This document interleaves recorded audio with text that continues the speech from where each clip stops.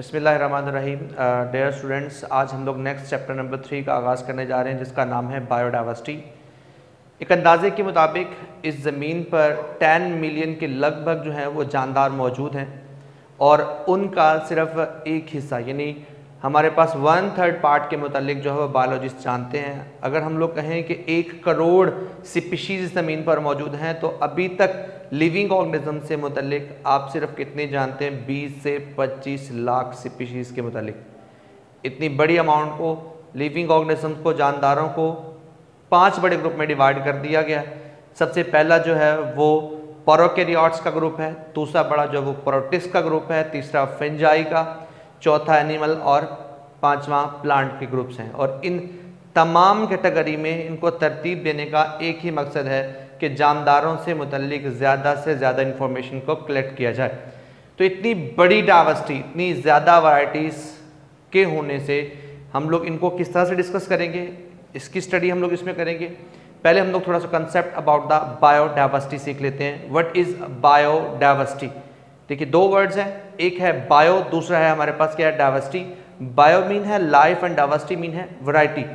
Biodiversity variety species की, कहाँ पर किसी भी इकोसिस्टम में रहती हुई जो स्पीशीज़ होती हैं उनकी वैरायटी को पैमाइश करने का। Diversity is the measure of species, measure of organism live in a ecosystem. किसी भी इकोसिस्टम में, किसी भी इन्वायरमेंट में रहने वाली स्पीशीज़ की जो तादाद होती है, उसकी मेजर पैमाना जो होता है, मेजर करने के लिए जो पैमाना होता है, उसको आप लोग बोलते हैं उसकी क्या डाइवर्सिटी है। याद रखिएगा, 2 तरह की डाइवर्सिटी है, एक है प्लांट की डाइवर्सिटी, दूसरी आपके पास एनिमल की डाइवर्सिटी। जो प्लांट की डाइवर्सिटी है उसे कहा जाता है फ्लोरा और एनिमल की डाइवर्सिटी को कहा जाता है फाना। डाइवर्सिटी किसी भी इलाके में 4 बेसिक पॉइंट पर इन्हसार करती है। पहला पॉइंट आपके पास, वहां पर एल्टीट्यूड कितना है, यानी उसकी सतह समंदर से ऊंचाई कितनी है। दूसरी इंपॉर्टेंट है वहां का क्लाइमेट कैसा है। तीसरी इंपॉर्टेंट वहां की सॉइल फर्टिलिटी। और चौथा और सबसे आखिरी पॉइंट है वो क्या है, वहां पर दूसरे स्पीशीज कौन कौन से हैं। और याद रखिएगा, इन चारों पॉइंट्स को देखने के बाद वहां की डाइवर्सिटी का अंदाजा लगाया जाता है। और डाइवर्सिटी के 3 बड़े रीजन हैं। पहला है पोलर रीजन, दूसरा है ट्रॉपिक रीजन, फिर है टेम्परेट रीजन। सबसे ज्यादा डाइवर्सिटी इनमें से कहां पर है? आपके पास ट्रॉपिक रीजन में। ट्रॉपिक से बिल्कुल कम से कम कहां पर है? पोलर रीजन में। ट्रॉपिक रीजन का मतलब है गर्म मरतूब इलाका और पोलर का मतलब है ठंडा तरीन इलाका। जो टेम्परेट रीजन होता है वो मोतदिल इलाका होता है। कहा जाता है कि ज़मीन पर जो इस वक्त डाइवर्सिटी है अप्रॉक्सीमेटली 4 बिलियन साल के एवोल्यूशन के बाद नज़र आई है। और एक अंदाजे के मुताबिक इस ज़मीन पर ज़िंदगी के आसार, लाइफ जो है वो 600 मिलियन साल पुरानी है। और उस वक्त जो जानदार थे वो सिर्फ नॉर्मली एक बैक्टीरिया और अमेबा के जैसे थे। याद रखिएगा, डाइवर्सिटी की हमारी लाइफ में बड़ी इंपॉर्टेंट है।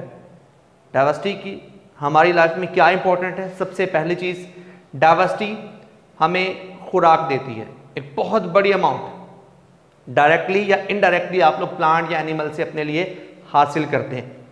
दूसरी इंपॉर्टेंट क्या है जी, बहुत बड़े जो हमारे पास इंडस्ट्रियल मटेरियल होते हैं जिसमें रेजन्स, गम्स, एडहेसिव चीज़ें, इन सब चीज़ों को आप लोग कहाँ से? डायरेक्टली प्लांट से ऑब्टेन करते हैं और इंडस्ट्रीज़ में यूज़ करते हैं। तीसरा बड़ा इसका क्या फ़ायदा है कि जो हमारी केमिस्ट्री है फ़िज़ा की, इन्वायरमेंट की केमिस्ट्री को मेंटेन करना भी डाइवर्सिटी की हमारे पास क्या रिस्पॉन्सिबिलिटी है। चौथा और सबसे आखिरी पॉइंट है कि किस तरीके से रिसाइकल करना है, किस तरीके से मेंटेन करना है इस ज़मीन पर सॉइल की फर्टिलिटी को, ताकि न्यूट्रिएंट की रिसाइकलिंग का प्रोसेस भी किसकी रिस्पॉन्सिबिलिटी है? इसी डाइवर्सिटी की रिस्पॉन्सिबिलिटी है। बताते जाएं कि जो हमारे पास क्लासिफिकेशन का मैकेनिज्म बनाया, इतनी बड़ी डाइवर्सिटी को क्यों कर बनाया गया। आपने देखा, आपको बताया गया है कि एक्सपेक्टेड जो है वो 10 मिलियन लिविंग ऑर्गेनिजम्स हैं। उनमें से कहा जाता है जी 0.5 मिलियन जो है वो प्लांट्स हैं। जो उसमें से बाकी बचते हैं वो हमारे पास है 1.5 मिलियन एनिमल्स हैं। इतनी बड़ी तादाद, इसका मतलब है 2.0 मिलियन। अप्रॉक्सीमेटली कितने बनते हैं हमारे पास? 20 लाख किस्म के जानदार। इतनी बड़ी वैरायटी के जो जानदार हैं उनका वे ऑफ लिविंग भी डिफरेंट है। अगर हम लोग बात करते हैं उनके वे ऑफ लिविंग की, तो वो याद रखिएगा, उसमें इंपॉर्टेंट ये है कि कुछ उनमें से क्या है, समंदरों में रहते हैं, कुछ ऐसे हैं जो ज़मीन पर रहते हैं, कुछ ऐसे हैं जो चलते हैं, कुछ ऐसे हैं जो उड़ते हैं और कुछ ऐसे भी हैं जो स्टेशनरी रहते हैं। तो ये हमारे पास इन सब लिविंग ऑर्गेनिज्म का अपना अपना जो है लाइफ गुजारने का तरीकाकार है। कुछ क्या करते हैं जी, हमारे लिए खुराक किस तरीके और तरीके से ऑब्टेन करते हैं, उनकी रिप्रोडक्शन का मैकेनिज्म और है। कोई अपनी खुराक के लिए किस तरह मूवमेंट करते हैं, कोई अपनी खुराक के लिए किसी और तरीके से मूवमेंट करता है। तो इसी तरह से डिफरेंट मैकेनिज्म को यूज़ करने की वजह से हमें लगता है कि लिविंग ऑर्गेनिजम्स के बीच बहुत सारी कन्फ्यूजन, इस कन्फ्यूजन ख़त्म करने के लिए उन्होंने क्या किया, जानदारों को क्लासीफाई किया। तो हमारे पास एम क्या है लिविंग ऑर्गेनिज्म को क्लासीफाई करने के? दो ही एम है। एक, सिमिलैरिटी डिफरेंसेस को अलग कर देंगे, दूसरा उनमें एवोल्यूशनरी रिलेशनशिप को भी फाइंड आउट करना है। इसके लिए बायोलॉजी में दो ब्रांचेस हैं। एक हमारे पास है टैक्सोनॉमी। टैक्सोनॉमी क्या है? Taxonomy is the branch of biology that deal about the classification and naming only. अगर क्लासिफिकेशन और नेमिंग के साथ साथ आप क्या करने जा रहे हैं, एक्स्ट्रा में किसको निकालने जा रहे हैं? एवोल्यूशनरी रिलेशनशिप को निकालने के जा रहे हैं, इर्तकाई रिश्ते को निकालने की कोशिश कर रहे हैं, कौन सा लिविंग ऑर्गेनिज्म कहां से इवॉल्व हुआ। तो ये हमारे पास क्या आएगा? सिस्टेमैटिक्स। तो ये दोनों ब्रांचेस कोरिलेटेड हैं। अगर आप जस्ट नेमिंग क्लासिफिकेशन को डिस्कस करेंगे तो टैक्सोनॉमी होगा, और अगर आपके करेंगे उसके साथ साथ एवोल्यूशनरी रिलेशनशिप को निकालेंगे तो वो आपके पास क्या बन जाएगा? वो होगा आपके पास सिस्टेमैटिक्स।